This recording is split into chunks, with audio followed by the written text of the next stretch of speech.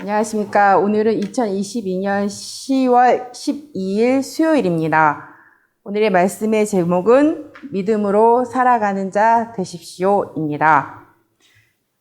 말씀의 주소는 히브리서 11장 말씀입니다.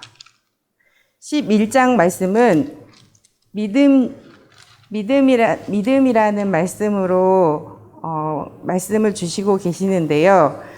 이 믿음이라는 것은 우리가 바라는 것들에 대해서 확신하는 것입니다.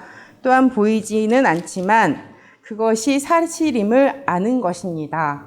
우리는 보이는 것을 믿는 것이 아니라 보이지 않는 영의 세계를 믿는 것입니다. 그것은 보이는 것으로 인해서 믿음이 흔들리는 것이 아니라 보이지 않는 하나님의 영, 예수님의 영, 성령님의 영을 믿음으로 기도하고 그 기도를 내가 삶으로 행하는 것이 믿음입니다. 그 믿음으로 살아가신 그 분들의 이야기를 11장에서는 말씀하고 계십니다. 그 믿음으로 살아가신 분들의 예수님이 오시기 전에 그 믿음으로 살아가신 분들도 계시고 예수님이 오신 후에 우리가 믿음으로 살아가신 분들도 계십니다. 그런데 나는 어떠한 믿음으로 살고 계신지 아니면 육적으로 보이는 것으로 살고 계신지를 돌아봐야 할 것입니다. 우리는 예수님이 오셨습니다.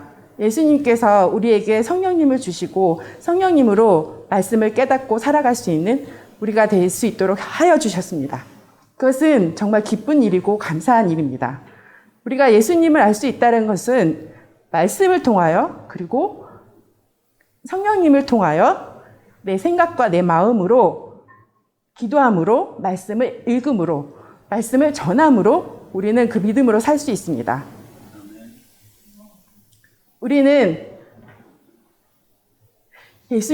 예수님께서 오시고 죽으시고 부활하신 그 기쁨의 말씀을 사실을 믿고 그대로 예수님께서 하신 말씀대로 살아가는 것이 믿음입니다. 그렇다면 예수님이 어떻게 사셨습니까?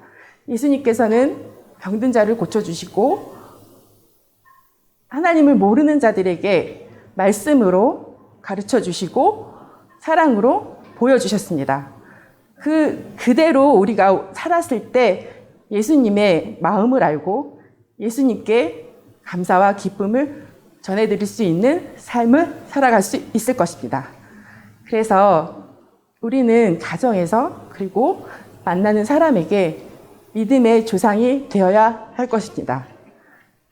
그러기 위해서는 다른 사람을 위해 기도하고 그 다른 사람을 위해 기도함으로 다른 사람을 진정으로 사랑할 수 있는 그 자리에 있어야 할 것입니다.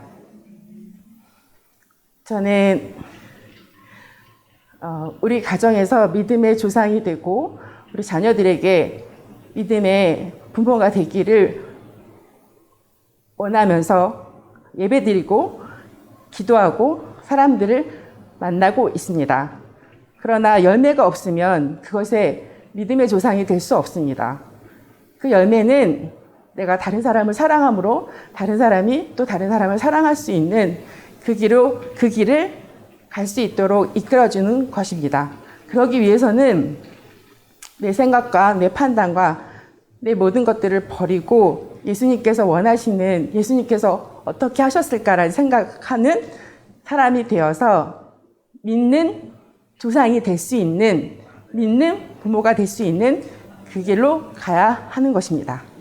오늘도 다른 사람 위해서 어떻게 할까? 다른 사람이 어떤 말을 하는 것에 대해서 내가 어떻게 받아들일까를 기도하고 그리고 받아주면서 예스하고 예수님께서 어떻게 하셨을까를 기억하며 오늘도 기도로 삶으로 사랑으로 나타내시는 믿음의 조상이 되시기를 예수님의 이름으로 축원합니다.